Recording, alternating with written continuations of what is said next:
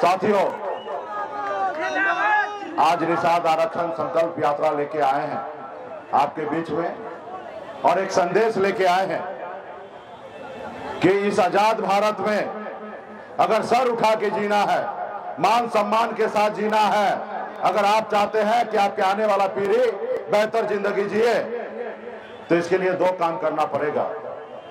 एक काम, आप एक रोटी कम खाइए लेकिन अपने बच्चे को पढ़ाइए लिखाइए। आप अपनी जरूरत को कम कीजिए लेकिन अपने बच्चे को पढ़ाइए लिखाइए। अगर आप झोपड़ी में हैं तो आप झोपड़ी में रहिए, लेकिन सबसे पहले अपने बच्चे को पढ़ाइए लिखाइए, काबिल बनाइए। जब तक आपका समाज, आपके बच्चे पढ़ेंगे लिखेंगे नहीं, तब तक ये समाज आगे नहीं बढ़ेगा साथियों। इसलिए सबसे ज्यादा जरूरी है पढ़ाई लिखाई। बच्चा जब पढ़ेगा लिखेगा, समझदार होगा, अच्छा बुरा क्या है उनको पता चलेगा। जब वो पढ़े लिखे होंगे तो उनको पता होगा कि इस आजाद भारत में उसका अधिकार क्या है, और जब अधिकार पता होगा तो उसके लिए संघर्ष करेगा, लड़ाई लड़ेगा। आज हम लोग लड़ाई लड़ रहे हैं, निषाद समाज के सभी उपजाति, बीन, बेलदार, नुनिया, मलाह, चाय, तियर, बनपर, सभी के लिए आरक्षण की लड़ाई लड़ रहे हैं। और ये कोई हमारी नई आरक्षण की मांग नहीं है, ये भारत के संविधान में हमारा जायज मांग है। आज बंगाल में निषाद के सभी उपजाति को आरक्षण मिल रहा है, लेकिन दिल्ली में आरक्षण मिल रहा है, लेकिन बिहार में या उत्तर प्रदेश, झारखंड में नहीं मिल रहा है। तो साथियों, इसका दोषी कौन? इसका दोषी वो जो पहले सरकार में था या जो आज सरकार में है, और एक तीसरा दोषी आप और हम हैं कि हम अपने अधिकार के लिए लड़ाई नहीं लड़ पाए, संघर्ष नहीं कर पाए। काश अगर 30-40 साल पहले इस समाज में नेता जन्म लेते और मजबूती से लड़ाई लड़ते तो आज निषाद समाज को आरक्षण मिल गया होता, लेकिन नहीं मिला है। आज मैं यूपी, बिहार, झारखंड देखता हूं, एक भी निषाद का बेटा कलेक्टर नहीं है। आज लड़ाई लड़ते, अगर समाज को आरक्षण मिल गया होता तो दर्जनों निषाद का बेटा कलेक्टर होता, एसडीओ होता, बीडीओ होता, एसपी होता, डीएसपी होता, डॉक्टर होता, इंजीनियर होता, लेकिन नहीं है। आज आपके बच्चे, आपके भाई मामूली नौकरी करने पे मजबूर है। तो इसलिए साथियों, आपको संघर्ष करना पड़ेगा, लड़ाई लड़ना पड़ेगा। इस देश का आजादी दिलाने में आपके पूर्वज ना जाने कितने 250 साल संघर्ष किए, लड़ाई लड़े, एक संकल्प के साथ कि आजाद भारत में आने वाला समय में हमारा पीढ़ी सर उठा के जिएगा। इसके लिए आपके पूर्वज ने शहीद हुआ, देश तो आजाद हुआ। लेकिन आज भी सही मायने में निषाद समाज, बीन, बेलदार, नुनिया, मलाह आज आजाद नहीं हुआ, आज भी गुलामी की जंजीरों पे बंधा हुआ है। तो इसके लिए कौन लड़ेगा? इसके लिए आप ही को लड़ना पड़ेगा। आजादी से पहले राजा के घर में बच्चा जन्म लेता था तो राजा बनता था, लेकिन बाबा साहब भीमराव अंबेडकर ने हमें एक संविधान बना के दिया, एक लोकतंत्र बना के दिया। उसमें आपके पास ऐसी शक्ति, ऐसी पावर, ऐसी ताकत आपको दिए। उन्होंने बता दिया कि अभी राजा के घर में बच्चा जन्म लेगा, जरूरी नहीं है कि वही व्यक्ति राजा बनेगा। अभी लोग जो राजा बनेगा अपने वोट से, चाहे वह गरीब मजदूर का बेटा हो या किसान का बेटा हो या निषाद मल्लाह का बेटा हो, अपने वोट के दम पे राजा बनेगा। आपके वोट पे देश का प्रधानमंत्री और राज्य के मुख्यमंत्री आपके वोट से बनता है। लेकिन आपने अपने वोट को ताकत को नहीं समझा, आप अपने वोट को ताकत को नहीं समझा, जिसके कारण आप इतना पीछे हैं। जिन लोगों ने अपनी वोट को ताकत को समझा, वो समाज देखिए कितना आगे निकल चुका है। जैसे हमारे आदरणीय श्री लालू प्रसाद यादव जी, मुलायम सिंह यादव जी, बहन मायावती, स्वर्गीय श्री रामविलास पासवान जी, ये लोग भी गरीब घर में ही जन्म लिए, दलित घर में जन्म लिए, लेकिन संघर्ष की बदौलत अपने मेहनत के दम पर अपनी नाम, अपनी पहचान, अपने समाज को हक अधिकार दिलाने का काम किया। साथियों, आज जब लालू प्रसाद यादव जी ने अपना दल बनाया, जब दल बनाए तो उनके लोगों ने उनको साथ दिया, उनके समाज के लोगों ने उनको साथ दिया। जब साथ दिए तो उस दल को बल मिला, और जब दल को बल मिला तो आदरणीय लालू प्रसाद जी बिहार में 15 साल बिहार में मुख्यमंत्री थे, और आज भी उनकी सरकार है। तो साथियों, आपको भी लड़ाई लड़ना पड़ेगा। आपके वोट में ताकत है, क्या बदल सकते हैं। आज हम लोगों ने 25 तारीख से ही 25 जुलाई को भी पटना से निकले हैं, सर पे कफन बांध करके। 101 दिन का ये यात्रा है, अभी 40 दिन ही हुआ है, अभी 60 दिन और बाकी है। 80 जिला जाना है, यूपी, बिहार, झारखंड, अपने समाज के बीच में अपने लोगों को हक अधिकार की बात करेंगे। तो साथियों, संघर्ष कीजिएगा, लड़ाई लड़िएगा, तो आपकी बेहतर जिंदगी होगा, आपके आने वाला पीढ़ी को बेहतर जिंदगी मिलेगा। आज मुझे देखिए, मैं भी एक गरीब घर में ही जन्म लिया। पिताजी मछली मारते थे, दादाजी मछली मारते थे, ऐसे परिवार में जन्म लिया। 18 साल की उम्र में, जिस उम्र में बच्चे को अपने घर परिवार में माँ बाप के साथ रहना होता है, उस उम्र में घर परिवार को मैंने छोड़कर मुंबई जैसे शहर चला गया। 18 साल की उम्र में मेहनत किया, संघर्ष किया। मामूली 30 रुपया रोज पे मैं मजदूरी करता था, 900 रुपया महीने पे नौकरी करता था, लेकिन मेहनत के दम पर, ईमानदारी के दम पर, संघर्ष बदौलत मुंबई जैसे शहर में अपनी कामयाबी को झंडा गाड़ा। साथियों, संघर्ष किया, लड़ाई लड़ा। फिर मैंने देखा लोग चांद पे घर बनाने के लिए सोच रहे हैं, लेकिन आज भी इस धरती पे हमारे लोगों के लिए रहने के लिए घर नहीं है, उनके घर पे जाने के लिए रास्ते नहीं है। आज भी हमारे समाज के बच्चे इलाज के अभाव में दम तोड़ रहा है। इसके लिए कौन लड़ेगा। और मैंने फिर बॉम्बे के ऐशोआराम जिंदगी को छोड़कर पिछले 9 सालों से बिहार में लड़ाई लड़ रहा हूं, संघर्ष कर रहा हूं। और बिहार में हमने तो आरक्षण नहीं ले पाया, लेकिन आने वाला समय में जरूर ले पाऊंगा। लेकिन हमने कम उपलब्धि हासिल नहीं किया। आपका सहयोग, आपका साथ मिला। कल तक ये निषाद समाज को कोई जानता पहचानता नहीं था, लेकिन आज बिहार नहीं, पूरा देश, आज बीन बेलदार दुनिया मला को लोग जानने पहचानने लगा है। आपने देखा 2020 में आपके सहयोग से जब हमने दल बनाया, आपने हमें अपना बेटा, अपना भाई माना, तो आपके 4 विधायक बना। अपने दम पर बिहार में मंत्री बना, किसी के मेहरबानी से नहीं बना था। और पहली बार आजादी के 75 साल बाद आजाद हिंदुस्तान में पहली बार बिहार प्रदेश में एक निषाद का बेटा ने अपने दम पर बिहार में एक मुख्यमंत्री बनाने का काम किया। आपने देखा था, सरकार का चाबी मेरे जेब में था। मैं जिसको चाहता उसको बिहार का मुख्यमंत्री बना सकता था। भले हमारे पास 4 ही विधायक था, लेकिन 74 विधायक से कम नहीं था। लेकिन हमने ईमानदारी के साथ आगे बढ़ने का निर्णय लिया। कल तक निषाद का बेटा एक टिकट मांगने के लिए अपनी पूरी उम्र बिता देता था, अपनी चप्पल खींच देता था, एक टिकट नसीब नहीं होता था। आज बिहार में बदलाव आ चुका है। आज निषाद का बेटा टिकट नहीं मांग रहा, टिकट बांटने का काम कर रहा है। साथियों, टिकट बांटने का काम कर रहा है। ये हमारी पहचान है। और ये क्यों हुआ, कैसे हुआ? आपके दम पे हुआ, आपके सहयोग से हुआ। जब मैं मैदान में आया, आपने हमारा अपना भाई, अपना बेटा, अपना नेता माना, इसलिए ऐसे हुआ। साथियों, इस आजाद भारत में 15% संख्या हमारे पास है, खास करके बिहार प्रदेश में 15% वोट है, यूपी झारखंड में। आज आपके पास वही शक्ति पावर है जैसे हनुमान जी के पास था, लेकिन अंदाजा नहीं था उनके पास कितना शक्ति है। जब याद दिलाया गया कि हे प्रभु, आपके पास अपरंपार शक्ति है, आप 7 समुंदर पार जा सकते हैं। जब उनको एहसास हुआ तो 7 समुंदर पार जाके रावण को लंका को जलाने का काम किया। साथियों, आज वही शक्ति पावर आपके पास है। आपसे जो दोस्ती करेगा वो 60 लोकसभा सीट जीतेंगे, और आपसे जो दुश्मनी करेगा वो 60 लोकसभा सीट हारेगा। ऐसी शक्ति आपके पास है। साथियों, सिर्फ जरूरी है संकल्प लेने का, सिर्फ जरूरी है संकल्प लेने का। साथियों, आज आप देखिए, आज आपके परिवार, आपके भाई, आपके पिताजी कैसी जिंदगी जी रहा है।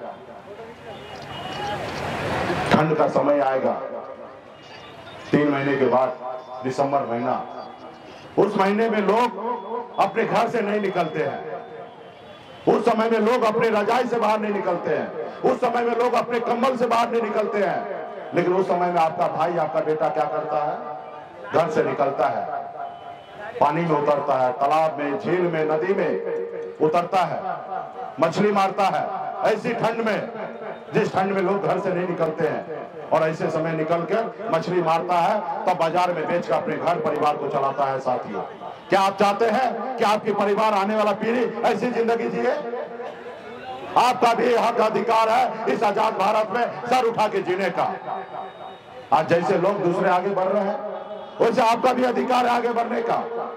और आपके लिए लड़ाई कोई अमेरिका से नहीं आएंगे, आपके आने वाला पीढ़ी के लिए आप ही को लड़ाई लड़ना पड़ेगा, संघर्ष करना पड़ेगा। साथियों, मैदान में जब उतरेंगे तो दो ही परिणाम होगा, हार या जीत। लेकिन घर में रहेंगे तो एक ही परिणाम होगा, हार। जो 75 सालों से आज लोग कितना आगे निकल गया, आप वही का वही है।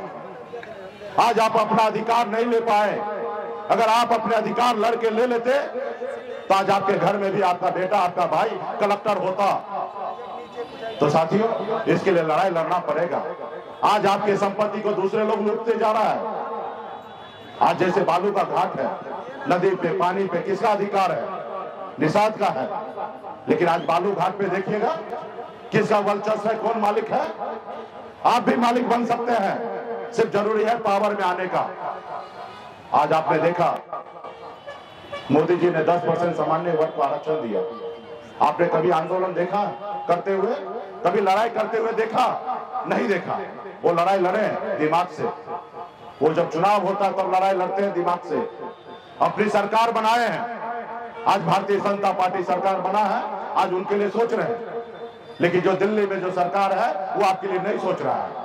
आज उसके हाथ पे जो है ना, चश्मा पे धूल जमा हुआ है। आज गरीब का बेटा जो 8,000 रुपया महीना नहीं कमा पाता है, साल में 1 लाख रुपया भी नहीं कमा पाता है, लेकिन वो नजर नहीं आते हैं कि वो गरीब है।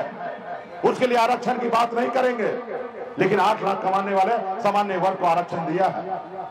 मैं किसी का आरक्षण का विरोधी नहीं हूं, ये बात सही है।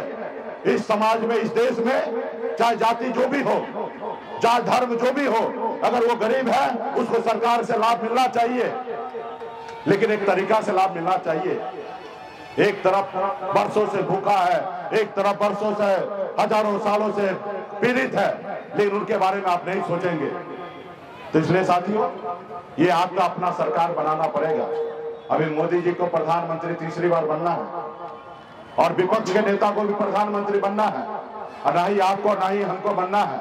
हमें तो सिर्फ आरक्षण चाहिए, और जब आरक्षण आएगा तो 5 करोड़ यूपी, बिहार, झारखंड के निषाद के चेहरे पे मुस्कान आएगा, हर घर में खुशियां आएगा, हर घर में डॉक्टर होगा, इंजीनियर होगा। इसके लिए हम लोग लड़ाई लड़ रहे हैं साथियों। और आज देखिए, आज हमसे सब लोग लड़ते हैं, देश के प्रधानमंत्री हो, राज्य के सरकार हो, हर कोई लोग चाहता है कि मुकेश सहनी को खत्म करो। आपने देखा 2020 में 4 विधायक बना।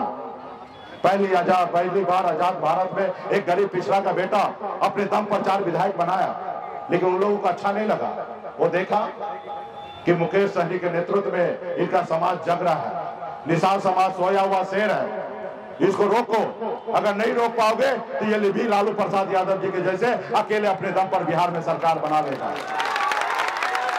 जब ये सरकार बना लेगा तो तुम किसको गुलाम बनाओगे? इस समाज को गुलाम बनाना जरूरी है, और इस समाज को बरसों से गुलाम बना के रखे हैं और आगे भी बना के रखेंगे। और इसके लिए मुकेश सहनी को पहले खत्म करना पड़ेगा, क्योंकि आज बिहार में सन्ना बल्ला आज निषाद समाज का आवाज बन चुका है, उनकी पहचान बन चुका है, उनका बेटा बन चुका है साथियों। और उसने एक षड्यंत्र के तहत आपका विधायक खरीद लिया, आपको सरकार से बाहर कर दिया। जो सरकार आपने बनाया था उसको अच्छा नहीं लगता था कि गरीब मछुआरा का बेटा आज हमारी बराबरी करने लगा है, सरकार में बैठने लगा है। इसको खत्म करो। उसे मुकेश सहनी से तकलीफ नहीं था, उसे निषाद समाज से तकलीफ था, बिंदा दुनिया मला से तकलीफ था कि ये अपने पैर पे खड़ा ना हो। इसलिए वो मेरे साथ खत्म ये किया। वो तो आज भी ऑफर करता है कि आप आ जाइए मेरे साथ, पार्टी विलय कर लीजिए, अगला मुख्यमंत्री 25 में आप ही बन जाइएगा, आप आइए मेरे को। हमने कहा भाई हम मलाह है, हम मलाह जल जाल में मछली फंसाता है, खुद फंसता नहीं है। हमारा छोटा ही झोपड़ी रहेगा, लेकिन हम झोपड़ी का बादशाह रहेंगे। तुम्हारे महलों में आके हमें गुलामी नहीं करना है। हमने उसको जवाब दिया। आज आपने देखा आज जब से हमने निषाद क्रांति निकाला है, संकल्प यात्रा निकाला है, आज तकरीबन 30-40 दिन हुआ है, दिल्ली का कुर्सी ऐसे ऐसे हिलने लगा है, परेशान है कि मुकेश सहनी को कैसे रोकेंगे। आज आपने देखा होगा, पहले नीतीश कुमार जी से, भाजपा से नीतीश कुमार बाहर हुए, अलग हुए एनडीए से, तो उनको लगा कि नीतीश कुमार जो है लव कुश का समीकरण है, इसको कैसे तोड़ेंगे, और उसने नीतीश कुमार जी को कमजोर करने के लिए सम्राट चौधरी को आगे लाया। इसलिए लाया क्योंकि नीतीश कुमार जी को कमजोर किया जा सकता है। और फिर आपने देखा एक हफ्ता पहले अभी उन्होंने मान लिया कि बिहार में फैक्टर नीतीश कुमार नहीं है, बिहार में फैक्टर मुकेश सहनी बन चुका है, बिहार में मुकेश सहनी बन चुका है। और सम्राट चौधरी को हटा दिया, उनको कुर्सी पे से हटा दिया और एक निषाद के बेटा को बना दिया। और उसको बना क्योंकि निषाद समाज को गुमराह करेंगे। दिन रात भाजपा वाला उनको मेरे पीछे लगा दिया, दिन भर गाली देता है। आप बताइए कि नेता प्रतिपक्ष का क्या काम है? नेता प्रतिपक्ष का एक ही काम है कि सरकार अगर बुरा कोई काम करता है उसका विरोध करना। आज भाजपा वाला मान लिया कि बिहार में नीतीश कुमार का सरकार नहीं है, ये मुकेश सहनी सरकार में है, इसलिए मुकेश सहनी को विरोध करो। वो अंग्रेज का नीति अपनाया है। अंग्रेज भी पहले ऐसा करता था, फूट डालो राज करो। आज वो भी चाहता है कि इस समाज को फूट डालेंगे और फिर हम राज करेंगे, इस समाज को गुमराह करेंगे। अरे मोदी जी, इस समाज के साथ अगर न्याय करना है तो एक व्यक्ति को आगे बढ़ाने से नहीं होगा। 5 करोड़ निषाद जो है उनके चेहरे पे मुस्कान देने के लिए आप निषाद को आरक्षण लागू कर दो। और मेरी मांग कोई नाजायज नहीं है, मेरी मांग जायज है। ये भारत के संविधान में दिया हुआ अधिकार है।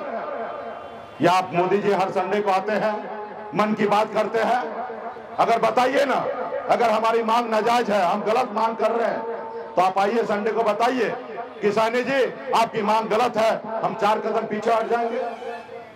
जब एक ही देश में हमारे बंगाल में, बिहार में, बंगाल में निषाद भाई को आरक्षण मिल सकता है तो बिहार में क्यों नहीं? जबकि बिहार, बंगाल, उड़ीसा, झारखंड पहले एक ही राज्य हुआ करता था। तो इसलिए साथियों, इसके लिए लड़ाई लड़ना पड़ेगा, संघर्ष करना पड़ेगा। एक साथ आके आने वाले समय में करो या मरो के जैसे लड़ाई लड़ना पड़ेगा। तो इसलिए आप सभी को लड़ाई लड़ना पड़ेगा। इसलिए आप लोग तैयार हैं? ये आवाज आपको लगता है दिल्ली पहुंचेगा? हाँ, ये आवाज लग रहा है, थोड़ा आप भी साइड हो जाइए। हाँ, ये आवाज अब लग रहा है दिल्ली पहुंचेगा। और इस बार तो हमने ऐसी दवा बनाई है, आप जितना वैक्सीन लगाइएगा, जैसे कोरोना काल में देश के डॉक्टर ने देश के लोगों को सुरक्षित करने के लिए वैक्सीन बनाया था, इस बार हमने भी निषाद समाज को शक्ति मिले, उनको संरक्षण मिले, उनको आरक्षण मिले, इसलिए हमने भी एक वैक्सीन बनाया है। वो वैक्सीन जितना लगाइएगा उतना मोदी जी का कुर्सी हिलेगा। जब कुर्सी हिलेगा तो डरेंगे, और जब डरेंगे तो निषाद के बेटा को आरक्षण करेंगे। साथियों, उस वैक्सीन का नाम क्या मालूम है? उस वैक्सीन का नाम है गंगा जल। जैसे जैसे आप संकल्प लीजिएगा वैसे दिल्ली हिलेगा, क्योंकि उन लोगों को एक भ्रम है, क्योंकि उसके पास पैसा है, वो तो बनी हुई सरकार गिरा देता है, बनी हुई सरकार अपने पास बना लेता है, वो बनी हुई विधायक को खरीद लेता है, और वो आपका वोट भी खरीदते आया है। कभी किसी न किसी समय में गरीब समाज का वोट का दाम 200 रुपया लगाता था, आपके बच्चे का भविष्य खरीदता था, क्योंकि उसके पास पैसा है। और आज भी वो मानता है कि निषाद समाज क्या करेगा, चुनाव से पहले लड़ेगा, झगड़ेगा, चिल्लाएगा, रोड पे उतरेगा, पसीना बहाएगा, लेकिन जब चुनाव का समय आएगा तो निषाद समाज अपने बच्चे का भविष्य जो है मात्र 200 रुपए में बेच देगा। उस गलतफहमी का शिकार है। उनको ये नहीं पता है कि निषाद समाज जाग चुका है। ये पहले वाला निषाद का बेटा नहीं है, ये 2023 वाला निषाद का बेटा है, जिसके पास मोबाइल आ चुका है, टच स्क्रीन वाला। वो देख रहा है देश दुनिया कैसे आगे बढ़ रही है। अब निषाद का बेटा अपना वोट नहीं बेचेगा, अपना पसीना ही नहीं खून बहाने के लिए तैयार होगा अपने आने वाला पीढ़ी के लिए। तो उनको बताने के लिए जब आप संकल्प लेंगे तब वो मानने लगा है। आज 40 दिन में ही हिलने लगा है दिल्ली।